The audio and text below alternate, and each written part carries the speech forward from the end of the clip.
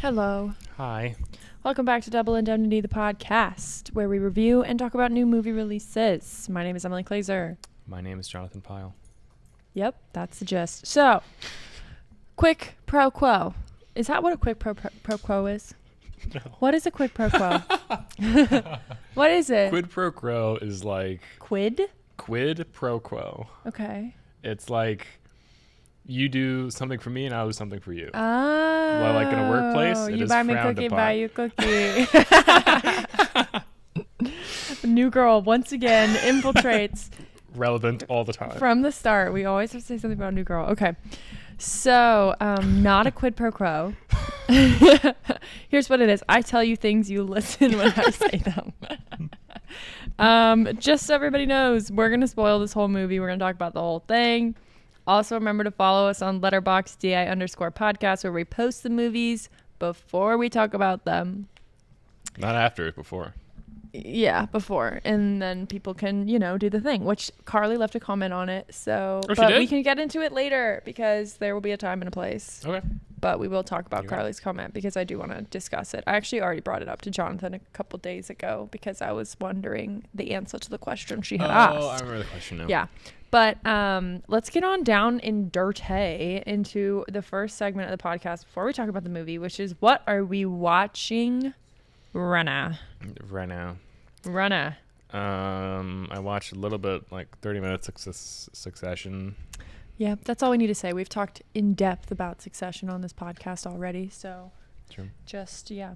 Also, we were watching Designated Survivor, but not gonna lie, once you get into season 2, kind of boring. Yeah. I mean, it was kind of always boring, but yet you enjoy the like trashiness of it. It's not trashy, the trashness of it. The trash. But now I'm just not enjoying it anymore, so it's not as chaotic as I want it to be. What we are enjoying. What we are really enjoying is Silo on Apple TV. Oh, it's so good. I've heard people have been talking about it for a while. So I had assumed that when we were starting it, all of the episodes would already be out. But boy, was I wrong. They've only released, 3 episodes of it? It was funny because Jonathan and I are both like, oh, we need a new show because we like to watch TV at the end of the night, relax, watch TV. And a show is just easier than a movie because you don't have to scroll for 20 minutes to pick something. If you have a show you like, you just click it and you watch the next episode, which is just Unless nice. you have to wait for it, like the situation we were in. Well, now. we've had some spotty Wi-Fi recently, but it's True. worth it when the Wi-Fi is only $30 a month. So I'm fine with it. Sure. Yeah.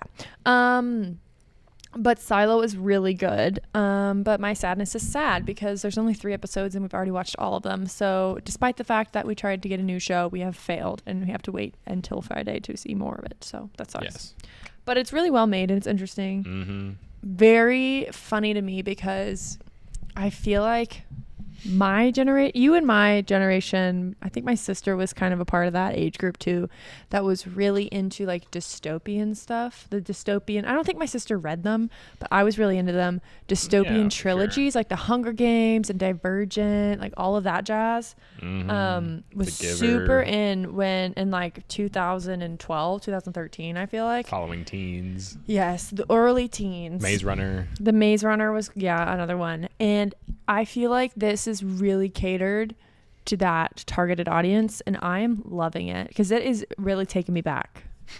Really taking me back to my dystopian days. So, yeah, really enjoying it. I would recommend that show for sure. Yeah. Okay.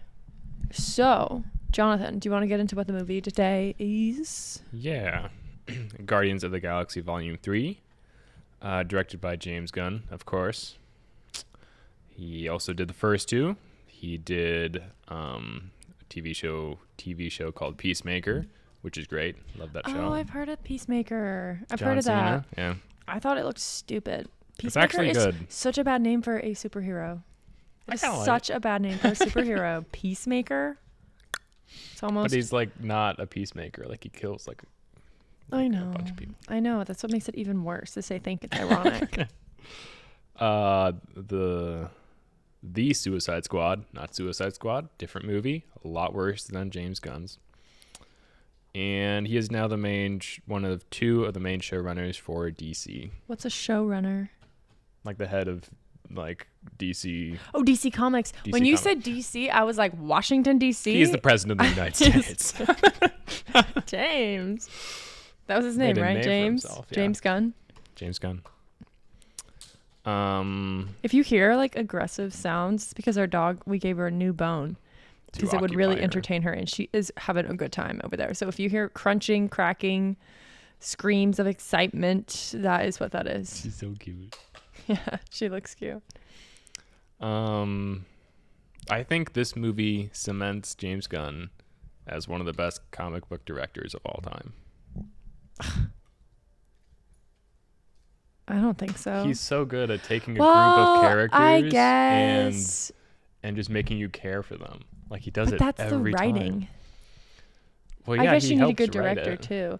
I don't know. I guess I will say, to me, when I think of like the entire comic book genre, I don't love it that much. So when you say the best comic book of all time, I'm like, meh, there is no best comic book of all time. But in the grand scheme of all comic book movies, Guardians of Beans. That hurt. In the grand scheme of the comic book movies, to me, the ones I like the most is Guardians of the Galaxy compared to other ones. So I guess another director I would consider is Zack Snyder. Zachy Boy, I don't know who that is. What did he do? Man of Steel. Oh, I liked that one. Who did the original Wonder Woman? Not the original, but the first Gal Gadot Wonder Woman. Patty Jenkins. I liked that one. Oh yeah, that's great. That one was really good. And my family liked that one too. My whole family is not big Marvel fans, and if we all liked it, that means it was a good Marvel movie. Mm-hmm. So. Well, that was DC. Oh, pooper pants.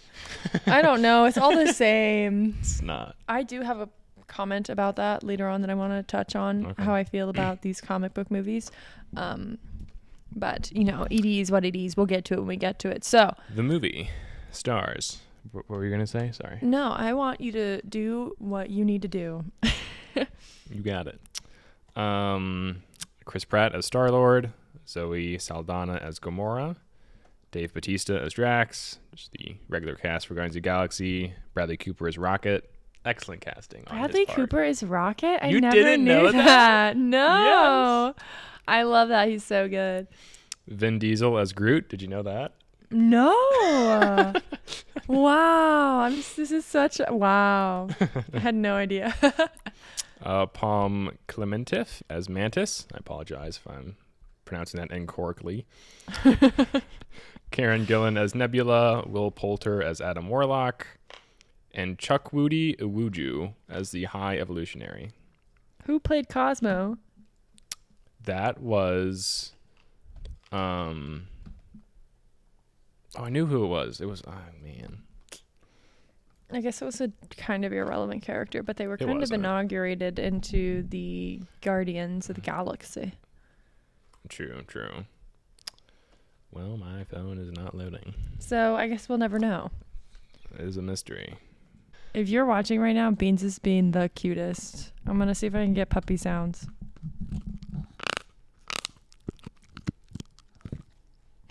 That's her chewing on her rawhide. Okay. What else do you have to intro for the movie? The plot, still reeling from the loss of Gamora, Peter Quill rallies his team to defend the universe and one of their own, a mission that could mean the end of the Guardians, if not successful. So where did you get that from? LetterBoxd or? That was per IMDb because I can copy it. You should straight probably from the be website. citing your sources on this because when you give the plot, you kind of just copy and paste it. Well, nobody's reached out to me yet. From the FBI. We'll start citing our sources. Jonathan got that from IMDb. True. I get all my fun facts from IMDb going forward. Disclaimer. The budget. You want to guess what the budget was? I already told you. 200 million. 250 million. You I didn't can't believe listen I to remembered me. That that. was a test. I can't hear things. How much do you think it has made worldwide so far? I'm pretty sure you were telling me that when I was actively doing something, so that was your mistake. Thinking you could tell me something when I'm doing something and I would remember it. I think it has made, how long has it been out? Like 2 weeks? About 2 weeks. I would say it's made 150 million. $344 million worldwide. What? That's different worldwide. It's probably made like about $150 million domestically. Cool. So I got it right. No. Then why would you even give me that little sliver of hope? Shut it down. Shut it down. New Girl reference number 2. Number 2. We can get to number 3. Oh my God, Beans. Okay. What are your thoughts? No, you ready for the reviews? All day? All day. Dang it. Number 3. Number 3. Oh. New Girl. Okay, I would give it 3.5 stars. Only 3.5? Yeah, I'd give it 3.5. 4.5, baby. Come on. Okay, here are my thoughts. Okay, I feel like this one. Okay, you know what? Before we do that, let's answer Carly's LetterBoxd question. She asked us how we would rank the movies from best to worst for the 1, 2, 3 of the first 3. She's holding on to my microphone cord. From the first 3 Guardians of the Galaxy movies, how would you rank them? 3, 1, 2. Carly, I think, said 3, 2, 1. I would say 1, 2, 3. Wait, really? Yeah. This was the worst one? Yeah, this one was the worst one. I didn't expect that. Yeah, it was just, let me get into my notes as to my opinions. So I just don't think this one was as good as the other ones. Like I remember going to the first movie and like really enjoying it. Like I didn't even know it was a Marvel movie. That's how good I thought it was, is I didn't even know it was a Marvel movie. And I feel like they've just kind of sunk this entire series into like the Marvel trap of like basic Marvel storylines, and none of it makes sense unless you've seen all the 5 kabillion other Marvel movies. Another New Girl reference in there. Like I just like the whole thing about like Gamora not being the same. Like I had liked the Marvel movies or the Guardians movies before because they weren't like sucked into the annoying intertwined storylines of Marvel, but now that it has, it's just like kind of annoying. Like I don't know why Gamora is not the same. Like it's annoying. Like I want to be able to just watch the Guardians of the Galaxy movies and like understand everything. Which Marvel movies have you seen though? You really think I could tell you that? For sure, I have seen seen Iron Man. Iron Man. I don't know why you said that. I thought of like The Race, and I was like, "What are you talking about? Is that actually a superhero?" Robert Downey Jr. Robert, yeah. Okay, yeah. I've seen the original of that one. Any Captain Americas? I have seen the World War II Captain America. The first one. The first one. I have seen Captain Marvel. Trash. That is trash. I've seen a couple of the Spider-Mans, mostly for Zendaya, my queen and my savior. But other than that, I don't know. Like I've seen all of the Guardians movies. I don't know. I would say I saw Ant-Man. 10 out of 10. The problem with Marvel is that I do get your point, that I think it's better when the directors focus on the movie itself and not tying it into an the whole universe. Extremely like convoluted storyline. Yeah. I think in the beginning, Marvel had that on track. Like the first 20 or so movies, I think are pretty good. Sure, there's some outliers, like the second Thor and the second Ant-Man and others. But after etc. But after Endgame, it just ended. Game over, man. Yeah. It just plummeted in quality. The writers they're hiring aren't, I think, very experienced maybe, or they're just... Here, why don't you just read this one line for me of my notes right here of what I think about Marvel. Slow the poop down. It's too much, man. It's too much. They need to calm down. I need a minute to breathe, okay? I need to relax between a Marvel movie instead of having the next one shoved down my throat. Or the next TV show. They need to stagger them better. And I think they are. They noticed that last year. Like, focus groups were saying, like, it's too much. It's quality over quantity. Quantity over quality, love. That's what I meant to say. You knew what I was saying. Yeah, it's just like, I think that they're driving it into the ground. They're releasing too much content. Like, people are going to get burnt out from it. And, like, if you just think about it, like, for their branding, you know? Like, they should be releasing 1 to 2 movies a year at most, in my opinion, to make sure that, like, the movie is coveted and like people are waiting for it. And like that also gives the impression that like they are catering and crafting perfectly the movie and they're taking the time to like make it good. And even if they're not, like just the fact that they waited, they took the time, you know, because they've got everybody's attention. Like it's the biggest movie making machine, I feel like, in Hollywood, and they're just ruining it for themselves. Yeah. Like, I don't know. I'm so over the Marvel stuff. Like, I'll see it because it's an easy watch, but it's just so disappointing that that's the kind of movie that makes $350 million in 2 weeks. Yes. Yeah. It's definitely oversaturated, and they need to make a change somewhere. And then they could release movies like that for the next 20 years. There is unlimited content they could create. Yeah, from but this. it's just getting to the point where it's annoying. Like, I don't want to have to see every one of the 10 movies they release in a year to be able to understand one of them. Like, if they were really trying to make good movies, they would make it so that you could watch any of them and it would make sense, regardless of if you've seen the other storylines or not. I can agree to that to a certain extent. To what extent? Like sequels, Where do you draw the line? You need to know what happened before if you see a sequel. Well, you know what I mean? yes, that's how the Guardians of the Galaxy movies are, but like I feel like it should only be cohesive. It should be like through sequels of a specific like character or storyline. Like obviously yes, but if you're going to like dip into like Endgame, or if you're gonna dip like, I don't know what the heck, like Guardians and Ant-Man together, like you need to make sure that each movie, if you only wanted to watch the Ant-Man series or only wanted to watch the Guardians of the Galaxy series, like you would understand it still, even if the two have like dipped into each other some. Okay. You know what I mean? Like, don't completely destroy the biggest like love story in Guardians of the Galaxy in a movie that I have not seen. You know what I mean? Like, it just made the third movie not as enjoyable for me.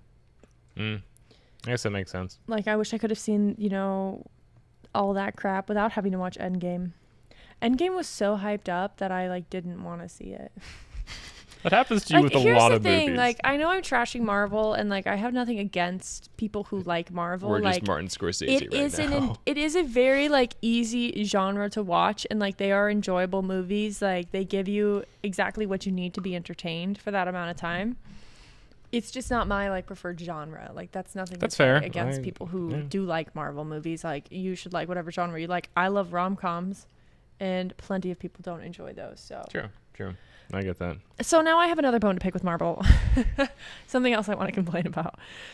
I am so tired of the end credit scenes. Like, no, thank you. I do not want to sit around and wait in a theater that's starting to get hot because everybody in there is just sitting there breathing in silence just to watch a 5-second clip. Like, they used to be intriguing. Like, they would actually put clips of substance that would like tease you, but now they're just boring. Like, now they're just stupid. Like, the two end credit scenes for the Guardians movie were so bad. Like, they were so not needed.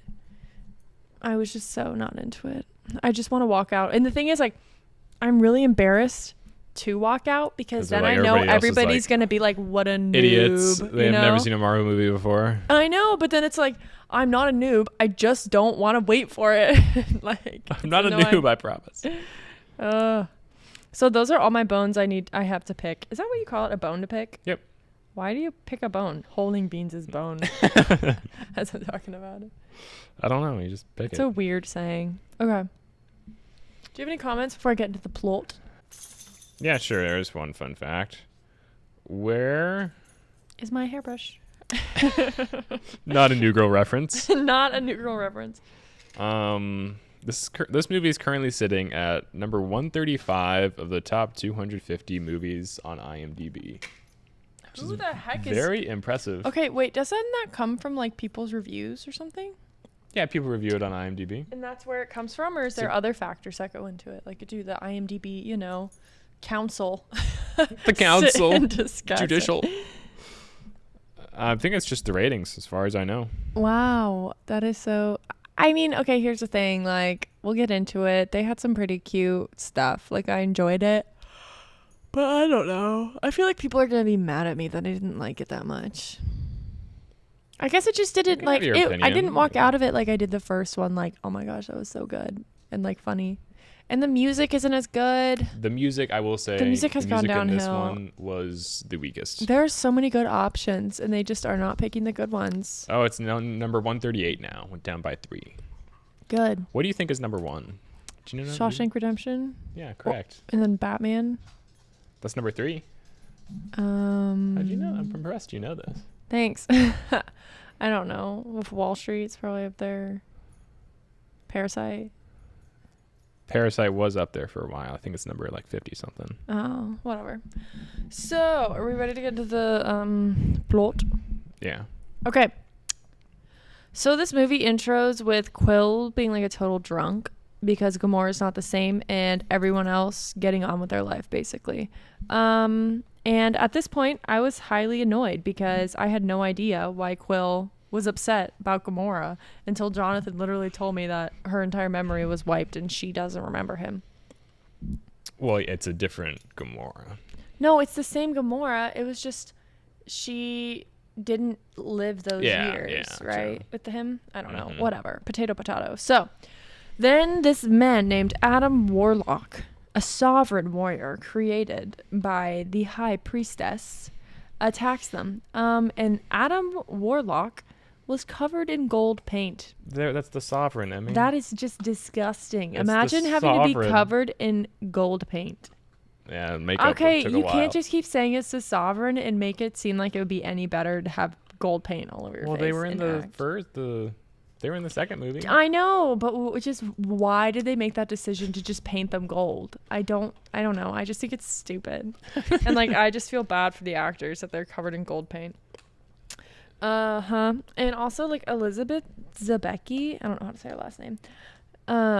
She was really underutilized. Agreed. Completely underutilized. Like she was better in the She is an second icon. movie. She is a great actress. She has that like wow look, you know what I mean? Because she's so tall and like she's just intense. And they did not utilize her at all. They just tried to make her into kind of like a joke of a character. It wasn't good. So Adam Goldman shows up and he destroys everything for some reason, and he hurts Rocket, the little raccoon. And then the Guardians realize that they can't save Rocket because the people that made him put a kill switch in his heart. So basically Rocket was like a raccoon, but then they made him into a super raccoon. But they said if anybody tries to save this super raccoon, he's gonna die. So yeah. So they find out that Rocket was made by a company called Orgo Corp. And they decide, you know what, we're going to go there and we're going to figure out the code to get rid of this kill switch or Rocket's going to die. Dramatic pause. Yep. So then they go into Rocket's backstory. He was altered by this guy named the High Evolutionary, who's kind of got like a eugenics vibe, you know what I mean? Trying to make the perfect civilization, perfect species from scratch. And they pretty much show that he's failed doing this many of times. And every time he fails, he just wipes out the civilization and he starts over. And he wants to try to make a replica of Earth, but like perfect, like a pure species. Counter Earth. Yeah, counter Earth.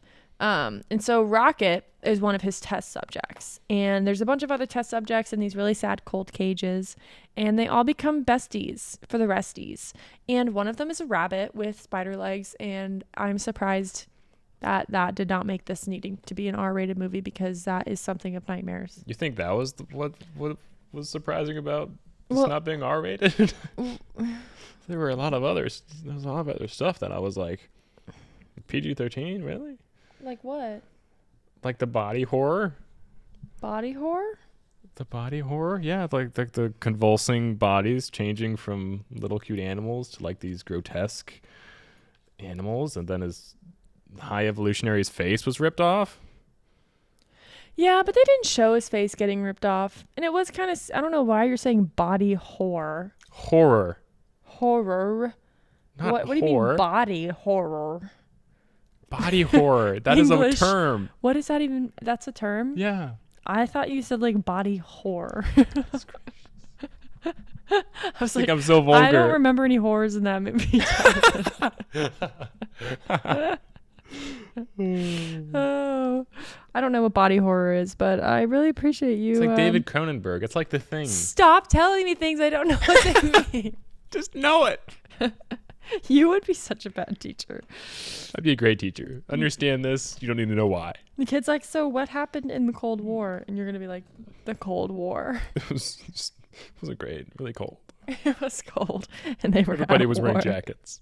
And there was a curtain. Oh, to keep them warm.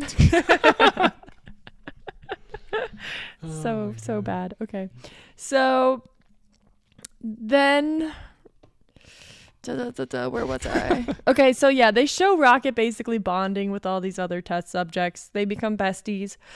You could tell from the start they were trying really hard to develop their characters and make you like fall in love with them. The like besties for the resties group, which was super cute. But you know they were doing it because you knew they were going to try to rip your heart out later in the movie. Like they don't try that hard to like make you emotionally connect to something unless they're going to destroy you with it later. It's true. Yeah. So, do you have anything you wanted to Oh, sure. add? Why not? Throw it out there. This film sets the record for the most makeup appliances used in a single film. What's a makeup appliance? Prosthetic. So it's when you say appliance, I think of like kitchen appliance. Like it's got to have Anything a purpose. is an appliance. Technically, a computer's an appliance. What makes something This an mic appliance? is an appliance. What makes something an appliance? You apply something to it. What do you apply? I applied for a job. What are you applying to your microphone right now? My voice. Anyway. What do you apply to the fridge? My hand. To open the fridge. I just imagine you like grab at the fridge. Oh my goodness gracious. When do you apply to a computer? Fingertips. Okay, carry on. Anyway, most makeup prosthetics used in a single film. You don't want to say appliances? No.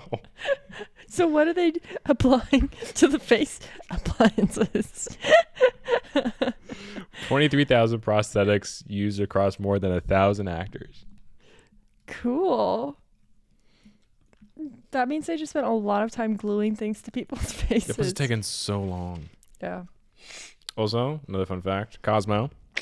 I don't know who plays Cosmo yet. The dog. But it's given a female gender as a tribute to Laika the Russian dog, one of the first animals in space. Fun fact. And it was a girl. Did it survive? I remember hearing something about how they sent a dog to space, and I was like, that's so evil. Like, a dog doesn't know you're sending them to space. At least a human can make the conscious decision to go. You know? That's true. They're sitting here with beans, like, snuggling on us. More doggy sounds for you.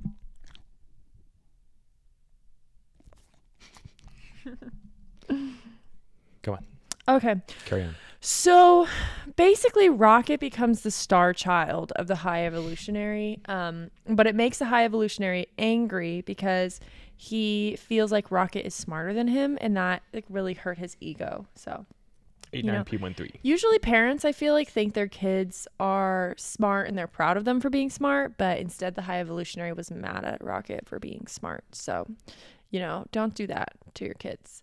Don't do it. So the High Evolutionary basically perfects his experiments on taking animals and turning them into like superhuman animals because of Rocket's advice, where Rocket told him to fix something. And the High Evolutionary is like amazed because Rocket is the first species he's ever made that has the ability to have his own cognitive thought that he wasn't taught. Like, he can come up and solve things and make things up on his own. The High Evolutionary decides that now that he has perfected his experiments, he is going to kill all of the experiments that didn't work. So when Rocket finds out that the High Evolutionary is going to kill all his friends, he gets very upset and he frees his friends. And he mauls the High Evolutionary and rips his face off. But sadly, all the guards had come and shot their little guns, and all of Rocket's friends died, which Lila. was really sad. The otter was so cute. It was really sad. So Rocket, all by himself, steals a spaceship and he escapes. Super that's sadness. his backstory. Yeah, and they showed him as like a baby, and it was really cute, like a little baby raccoon.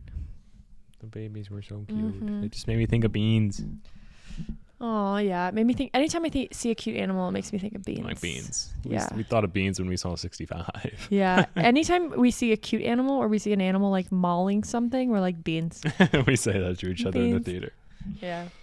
So, now that they've shown you his backstory and what happened to him, they jump to the present where an alternate version of Gamora, so the one who is not in love with Quill, has joined the Ravagers, which is like a group of like vigilantes, but not really. They're just like pirates, I guess. People who adopted Peter Quill in the first place. Yeah, but they basically just rob people.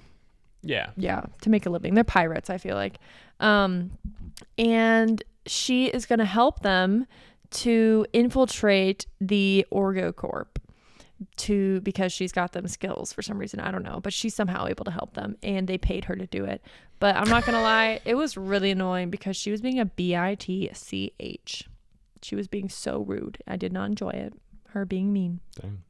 Yeah, nor did Quill, apparently, because he was in love with her. So, just saying.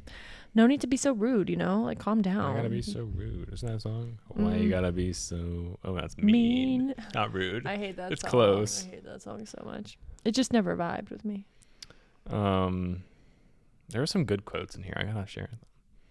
Humans only live to 50? What's the point of even being born? I never noticed how black your eyes were. They were replaced by my father as a method of torture. He picked a pretty set. Yeah, there were some good quotes. They have some stuff. good jokes. Like whoever did the writing, they did keep up with like the good jokes, I feel like. The quips are so good, man. So it was revealed by James Gunn over Twitter that Rocket Raccoon's obsessiveness over other people's prosthetics, as seen in Volume 1 and 2. Do you remember that?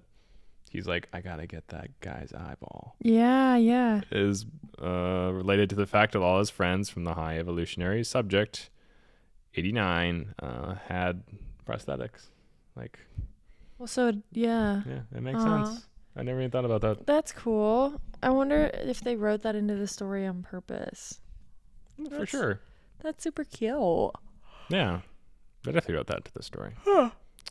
Well, they get to Orgo Corp with the help of evil Gamora, and they retrieve Rocket's file all about how he was basically put through the experiments, everything that happened to him, what changes they made. But sadly, they're unable to find the code to kill the kill switch. So they're like, well, darn diddly done. Now we have to go to the High Evolutionary himself and figure it out. So they were really upset. They put a lot of effort. They fought a lot of people. There were some good jokes, lots of good jokes. It was a good time. So they decide to skedaddle, and they're going to go to Counter Earth, which is the High Evolutionary's place that he has made. Utopia. Yeah, his supposed utopia. And so they arrive there, and they figure out where the High Evolutionary is, and it basically looks like they were like inspired by like 1970s kind of, but like track homes, very much like American culture, but then everybody was like these weird contorted animals.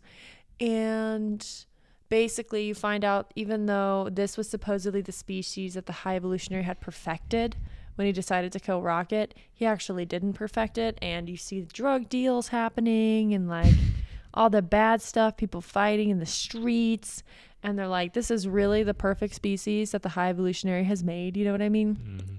So they get to his headquarters, and so the people who went to the headquarters are Quill, Groot, and Nebula, I believe, and Drax and Mantis stayed back to watch Gamora and Rocket on the spaceship.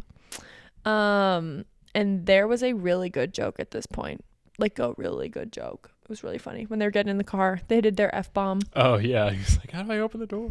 Yeah, it was really funny. Now what? Open the fucking door. It was funny, yeah. And so basically, Drax and Mantis decide that they want to go after them and like help them out because they're like, Quill, Groot, and Nebula need our help.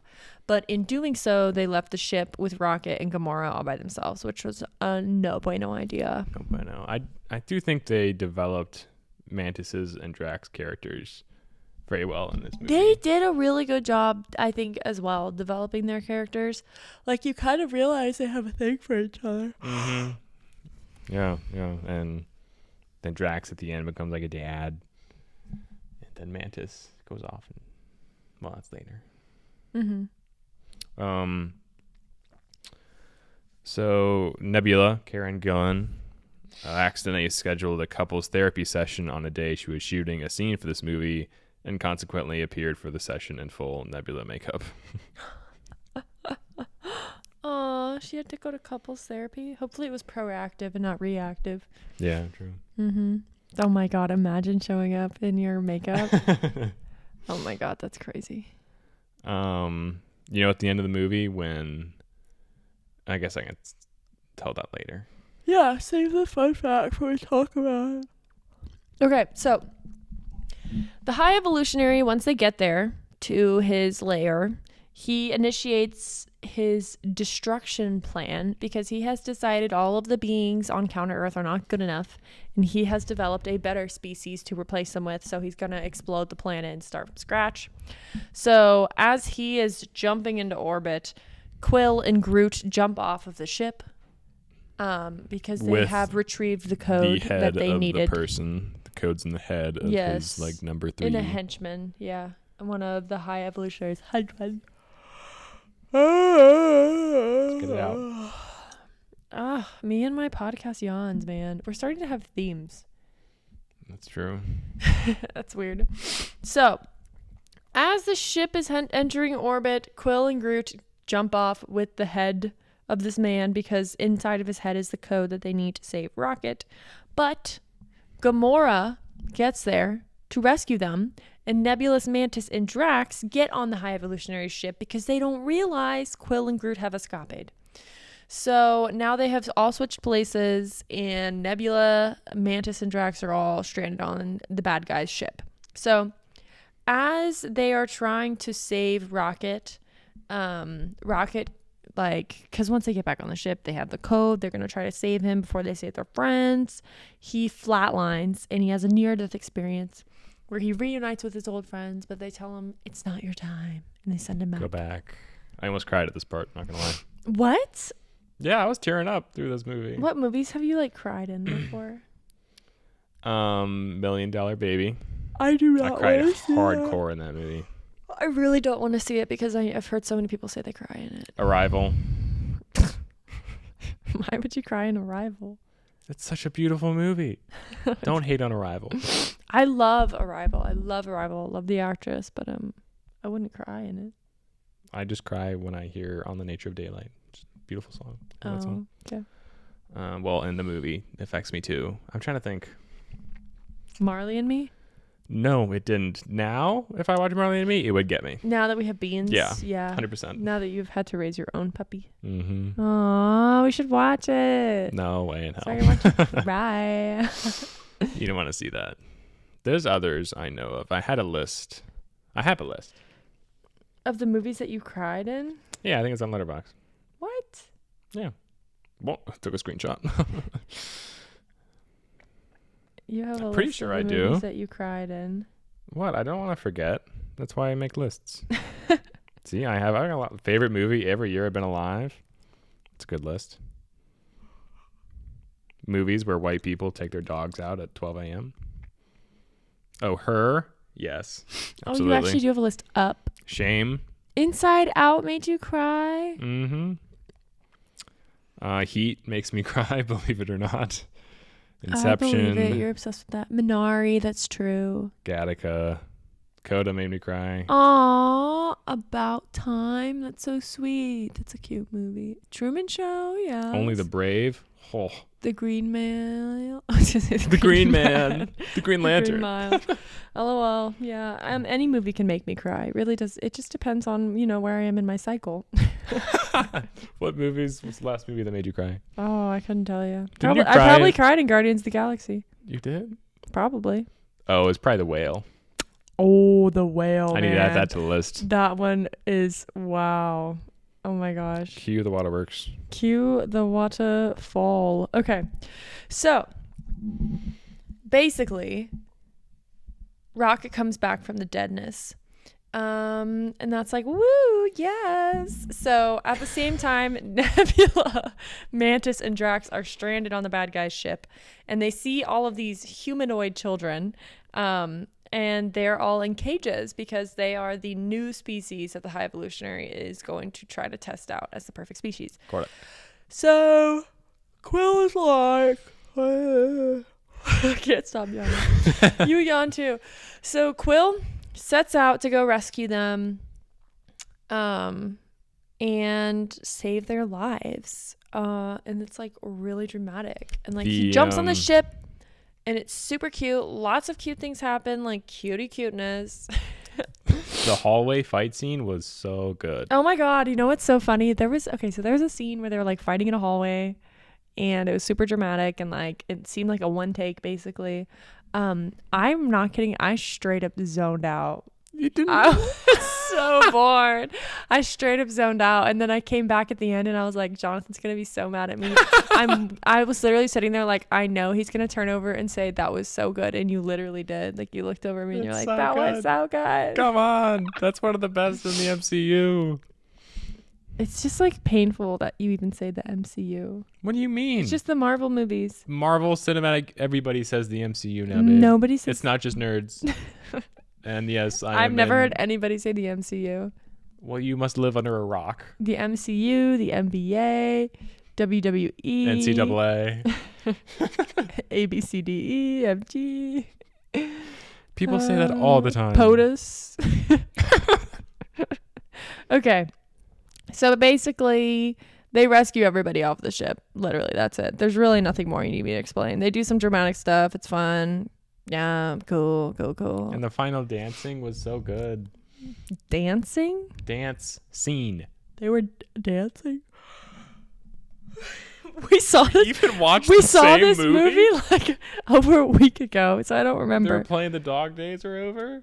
Oh, I like that song. It was cute, yeah. It was such a good final scene. Yeah. But in the end, Gamora does not end up back together with Quill, but you can tell she's kind of got a thing for him. Thing. Nebula and Drax decide to stay and raise all of the children that the High Evolutionary had made. And Mantis embarks on a journey of self-discovery. And then there's also the end credit scene where you see the new group of Guardians of the Galaxy doing their thing. And then there's the post-credit scene, which is Quill eating a bowl of cereal. So definitely worth the wait. Mm-hmm. When Groot says, I love you guys? Yeah.